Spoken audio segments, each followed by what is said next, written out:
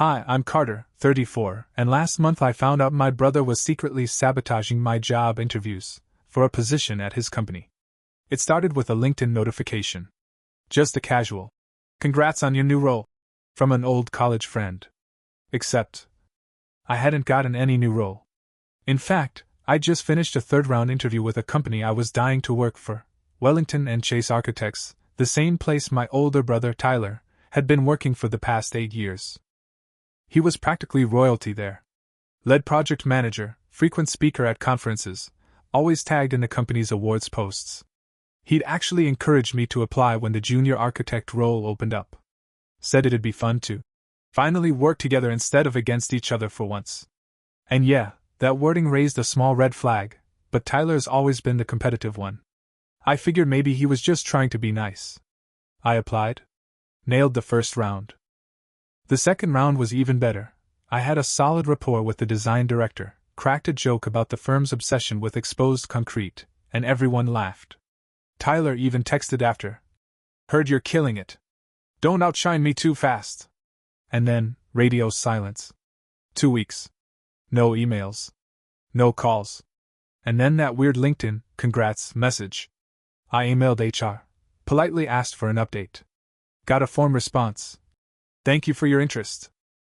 We've decided to move forward with other candidates." I was stunned. I sat there reading it over and over, thinking what the hell happened. And then it got weirder. That night, while helping my mom with her printer, because apparently, being the youngest means I'm also the tech guy, she asked if I was excited about the job. I told her no, I didn't get it. She frowned. "But Tyler said you turned it down." "Turned it down?" I laughed at first, thinking maybe he'd misunderstood. But no. She was adamant. "He told us at Sunday dinner you decided it wasn't a good fit, that the commute would be too stressful." I hadn't even known there was a Sunday dinner. I hadn't been invited. Something snapped.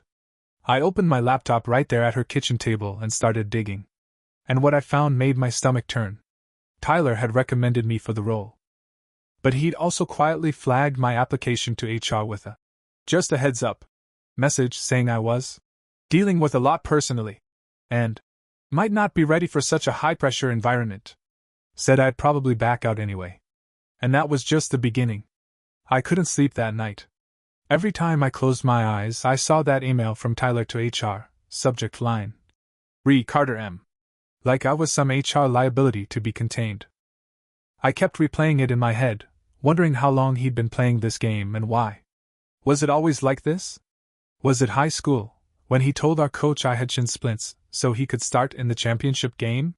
Was it when he forgot to send in my college rec letter because he thought I changed my mind about applying? But this felt bigger. Deeper. He hadn't just meddled. He'd blocked me from a real future. From working in the field I actually trained for, at a firm where I'd finally be out of his shadow. And he did it with a smile, like he was doing me a favor. I didn't confront him right away. I needed proof. So I messaged Olivia, one of the junior partners at Wellington and Chase, someone I'd met during the interview loop. We'd bonded over our mutual hate for statement staircases and love for mid-century coastal design. I told her, casually, that I was surprised I didn't make the cut and asked, off the record, if there was anything I could improve for next time. She called me 10 minutes later. "I probably shouldn't be saying this," she started. "But Carter, you were our top choice." I felt my jaw tighten. "Then why?" She hesitated. "Tyler pulled me aside before final decisions. Said you were having a rough year. That your last boss let you go for missing deadlines. That you'd probably end up turning down the offer." "What?" I whispered. "I thought it was weird," she said quickly. "You didn't seem like that kind of guy. But Tyler's, you know, persuasive." I sat there in silence, heart pounding. Rough year? Missed deadlines? I left my last job because the firm went under, with a letter of recommendation. And the worst part? I'd never told anyone in the family the full story. I just said I was freelancing for a while. Tyler knew that. He knew no one could fact-check him. I thanked Olivia, hung up, and then stared at my ceiling for what felt like an hour. I wasn't just angry, I felt erased. Sabotaged from the inside. And that's when I decided. I wasn't going to confront him. I was going to outdesign him. 2 days later, I walked into the local architecture showcase expo, alone, underdressed, and 98% sure I was about to be laughed out of the room. Tyler was there, of course. Headlining the damn thing. His face was on the event banner like he was the Tony Stark of sustainable staircases. He wore a sleek gray blazer, crisp black shirt, no tie. His usual. I woke up like this and also I make 6 figures doing it. Look. I stuck to the edges of the exhibit hall, weaving past booths hawking luxury skylights and solar-integrated wall panels, until I found what I was looking for, the community competition section. Each year, the expo hosted a design contest for independent architects, no firm backing needed. Just one idea. One buildable plan. Winner gets funding, mentoring, and a feature in Modern Form, a magazine that Tyler had tried and failed to get into twice. I submitted my entry under a pseudonym. A name that meant nothing to anyone. First initial, maternal grandmother's maiden name. And the design? A hybrid coastal microhome with an adaptive rainwater capture system and modular walls. Modern, affordable, and minimalist. It had been my passion project for over a year, originally designed for a nonprofit overseas. But this time, I scaled it for urban infill lots. Reimagined it as something beautiful and sustainable. It got selected as a finalist. The night of the showcase presentation, I watched from the crowd as the 3 finalists were introduced. My model, displayed in the center under soft lighting, already had a small crowd around it. People taking photos. Whispering. Even a local developer scribbling notes. And then, during the walkthrough, I heard Tyler's voice behind me. Some of these are impressive, he said, loud enough to carry. But I can spot a wannabe from a mile away. I didn't turn. He stopped at my model. Picked up the card with my pseudonym. This one's cute. A little try-hard on the eco stuff, but I guess green is still trendy. A woman next to him turned. I heard the judges loved it. Said it was the only one with a real-world build timeline. Tyler chuckled. Sure, if you want a dollhouse for ants. It's not hard to impress when you're not designing for clients with standards. That's when I turned. Funny, I said, coming from a guy who once pitched a concrete mansion with no HVAC because he thought the breeze would handle it. He froze. Carter? He said, stunned. I smiled. Didn't expect to see me here, huh? His eyes flicked to the model again. Then back to me. You entered this? I shrugged. Nah. I designed it. Under a different name. Didn't want your references accidentally tanking my chances again. His mouth opened. Closed. He looked like a man whose GPS just told him he was the one lost. Before he could reply, the head judge stepped up to the mic. And the winner of this year's Emerging Designer Award goes to M.J. Caldwell for Coastline Modular, a vision for the future of sustainable coastal living. Applause erupted. I walked to the stage, Tyler still standing there, watching me, hands at his sides like he didn't know what to do with them anymore. And for the first time in years, I felt taller than him. The article dropped 3 days later. Modern Form, front page of the digital edition. The future is small, how M.J. Caldwell is redefining urban coastal living. I read it 6 times. They called my design elegant minimalism meets pragmatic sustainability, which is architect speak for. Damn, this actually works. They praised the simplicity, the ingenuity, the adaptability for tight lots, which, funny enough, were the exact features Tyler mocked. Tyler didn't congratulate me.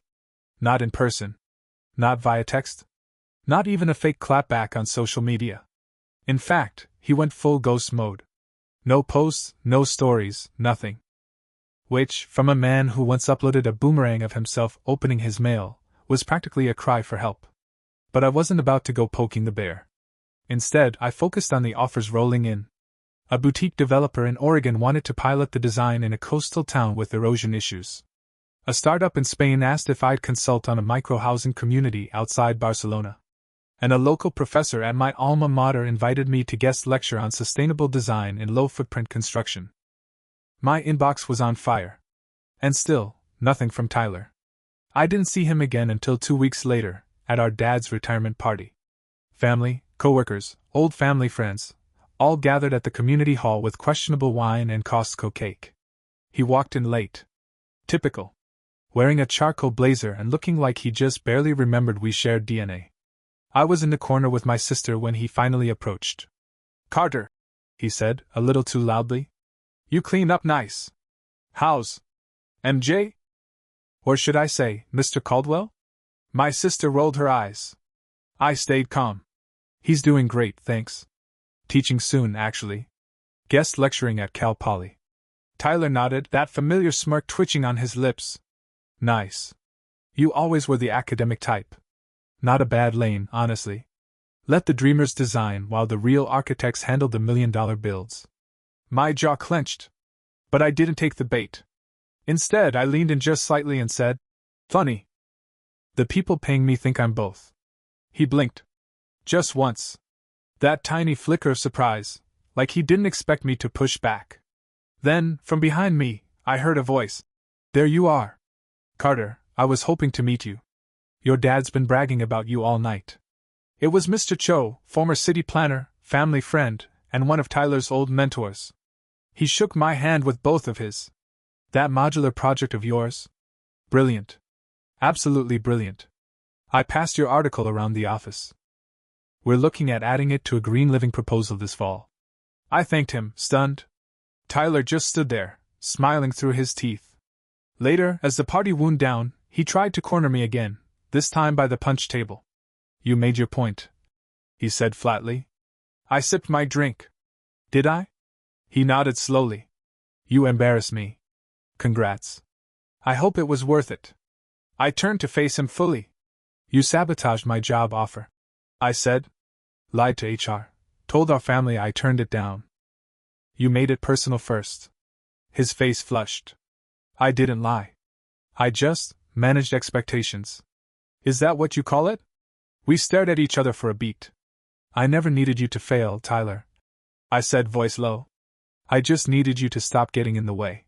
He looked away, jaw tight. Then walked off without a word. For the rest of the night, I felt like I'd just opened a door that had been stuck shut my whole life. 3 weeks later, I got an invitation I didn't expect. Wellington and Chase. Full-time position offer. Different department, different manager. A senior designer named Kim had apparently followed the expo coverage and requested my portfolio. No mention of Tyler. No awkward HR loop. Just a clean, quiet invitation to come build something. I sat with the email for a while. Not because I was conflicted, but because the irony was so thick it needed a butter knife. This was the job I'd wanted. The firm I admired. The chance to work on real coastal housing solutions, not just conceptual designs for magazines. And now, they were offering it because of the very project Tyler tried to bury.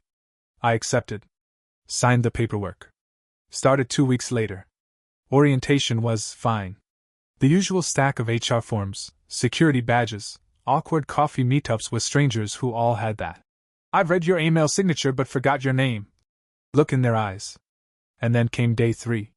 Elevator doors open. Tyler steps in. It was like a bad sitcom, right down to the fake smile. "Welcome aboard," he said, voice clipped like he was chewing glass.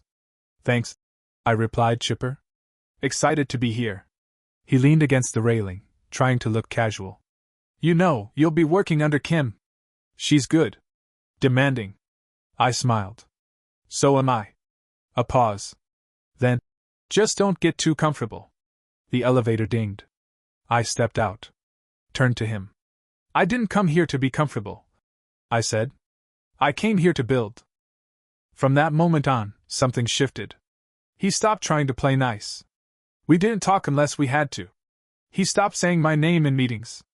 Refused to acknowledge my designs when they got praise. Even started calling me Junior, like we were back in grade school. But what he didn't realize, Kim loved my work. She started handing me bigger pieces of projects. Let me take lead on a new client pitch, an eco-retreat up north with challenging terrain and strict zoning. I poured everything into that design. Late nights, early mornings, weekends with a sketchpad on my lap and coffee in my veins. 2 weeks before the final presentation, Kim pulled me aside. "I want you to present it," she said. "You've got the clearest vision. It's yours." Tyler, sitting across the room, glanced up just long enough to hear that. And then immediately looked down again, like his coffee was suddenly fascinating. The morning of the pitch, I showed up early. tied my tie 3 times. Checked the projector twice. As clients filtered in, Kim gave me a small nod from the back of the room. I stood. I presented. I told the story of the land, the environment, the community. I walked them through the living roofs, the water runoff plan, the integration with native flora. And when I was done, the lead investor shook my hand and said, "You just sold me a vision I didn't know I wanted." That night, the firm took us out for drinks.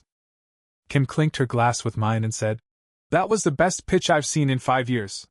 Across the table, Tyler smiled thinly. "Not bad for a junior," he muttered. I leaned in slightly. "Just wait till next quarter." He laughed, but it didn't reach his eyes. Because I think, in that moment, he finally realized. He wasn't ahead of me anymore. He was beside me. And worse? I was gaining ground. After the eco-retreat project landed, things moved fast. I got bumped to project co-lead. Started getting looped into executive meetings. My name, my real name, started appearing on slide decks, not just under assisting architect, but under vision and design. And Tyler? He started getting weird. At first, it was small. Passive-aggressive notes on shared files.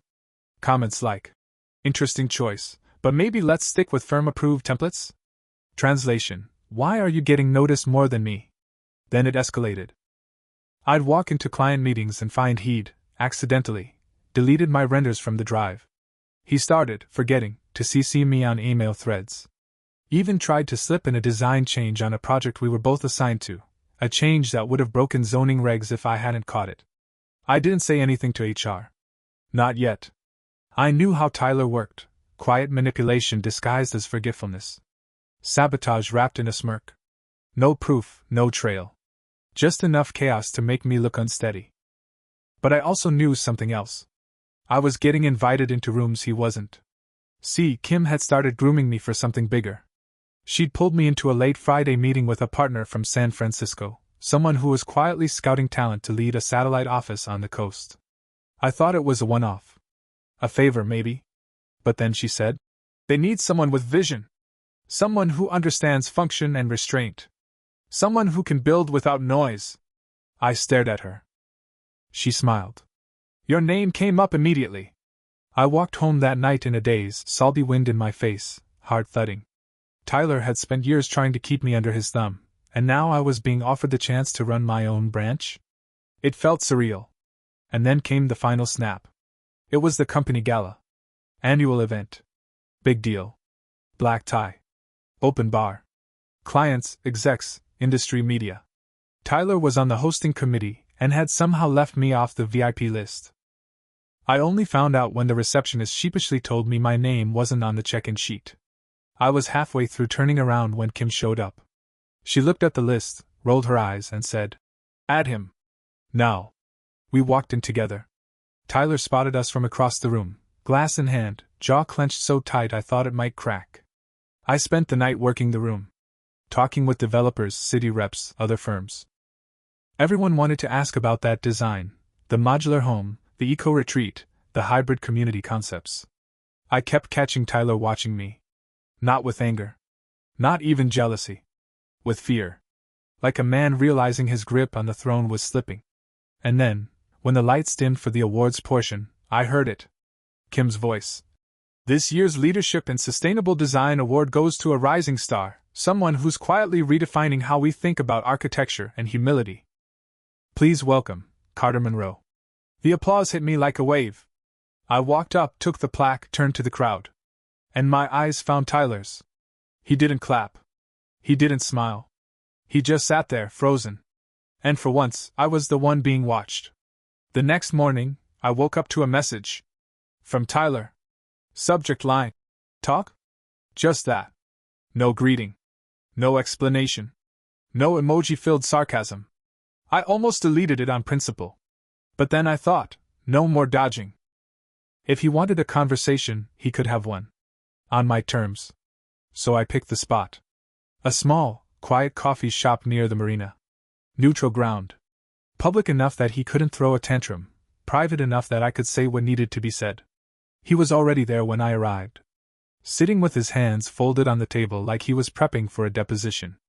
"I appreciate you coming," he said, without meeting my eyes. Saturday. You've been busy, he said.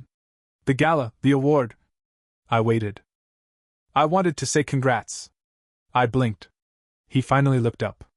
I mean it, he said. You deserved it. It was like watching a man chew glass. Every word looked painful. I sipped my coffee. Thanks. Anything else? He hesitated. Then, look. I know things got competitive between us. I never meant for it to get toxic. I raised an eyebrow. You told HR I wasn't mentally fit for a high-pressure job, Tyler. He winced. That was a mistake. No, I said quietly. That was intentional. Silence stretched between us. I felt threatened. He admitted finally. You were supposed to be the quiet one.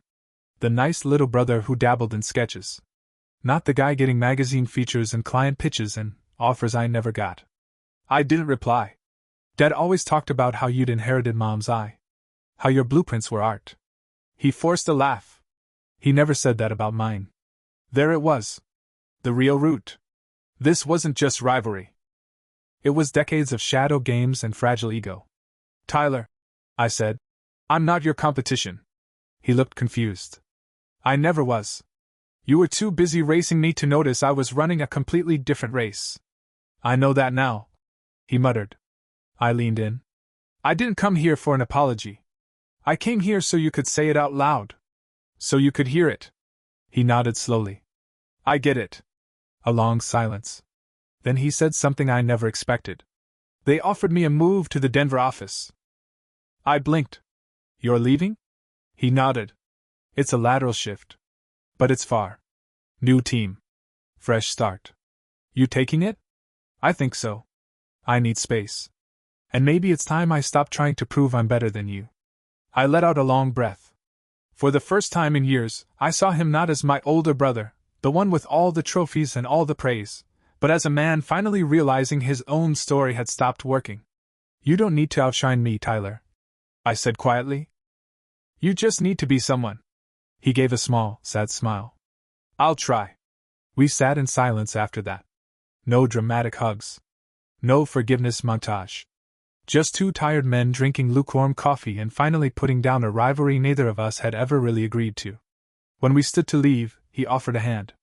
I shook it. And walked away. Not victorious. Just lighter. 3 months later, I stood alone on a quiet cliffside lot overlooking the Pacific, holding the key to a small structure I'd just finished designing. It wasn't for a client. It wasn't for publication.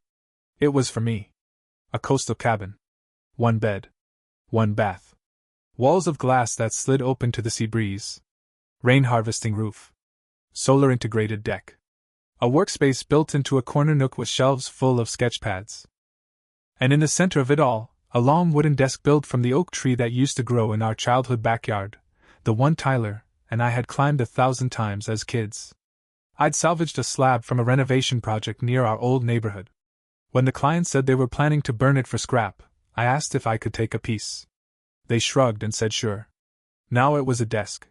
Now it held stories. Much like me. After our coffee meeting, Tyler took the Denver job. True to his word, he didn't make a scene. Didn't post an airport selfie. Just quietly moved. Left a bottle of scotch on my desk with a sticky note that said, "For the road ahead." That was the last time I heard from him. Kim eventually offered me a choice: full partner in the local office, or lead architect in a brand new satellite project up the coast. I chose the latter. Something about the idea of building from scratch, again, appealed to me. Not out of spite, but out of clarity. I wasn't here to prove I was better. I was here to create. To heal. To make spaces that made sense. And that little cabin by the sea? It wasn't just a place to escape. It was a reminder that building quietly can still shake the ground. Some people build walls to keep others out. I built this one to let myself in. That summer, I hosted a small gathering, just friends, a few colleagues, a couple former professors. No press. No banners. Just good food, warm lighting, and laughter rolling out of open windows into the salt-heavy breeze. At one point, someone wandered into the studio corner and pointed to the desk. "Where's that wood from? It's gorgeous." I smiled. "An old tree I used to know," They looked at me like I was being poetic, but I wasn't. That tree held every version of me: scrape-kneed little brother, overlooked student, quiet dreamer, almost architect.